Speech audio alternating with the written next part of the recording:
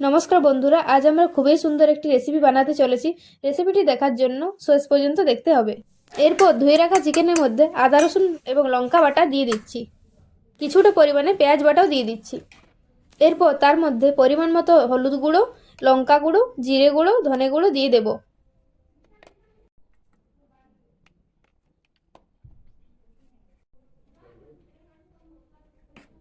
এরপর স্বাদ মতো লবণ দিয়ে দিচ্ছি।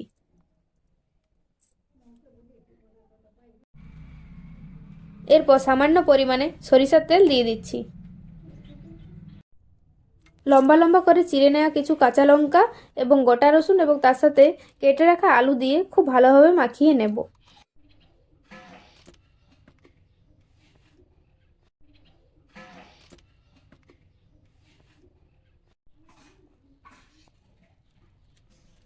এবং কিছুটা ধনেপাতাও দিয়ে দিচ্ছি।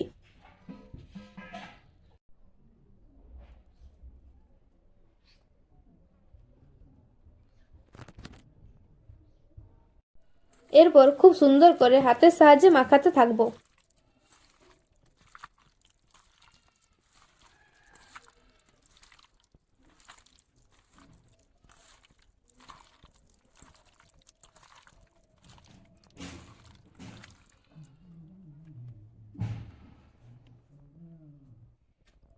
এরপর কেটে রাখা বাসের মধ্যে মাংসটিকে ভরে নেব।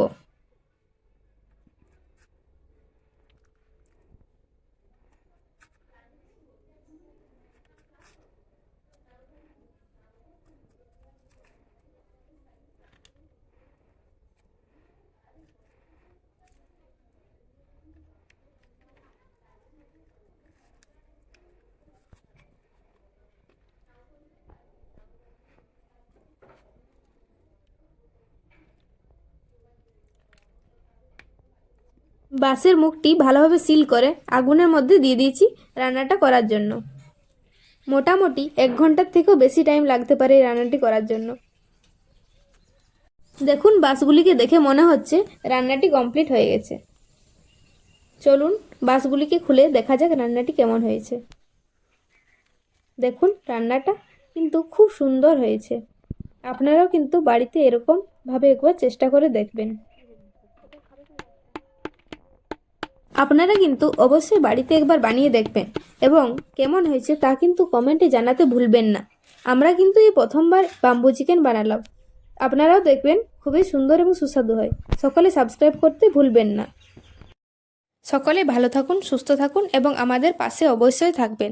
আমাদের চ্যানেলটিকে আপনারা একটু সাহায্য করুন। সকলকে অনেক অনেক ধন্যবাদ।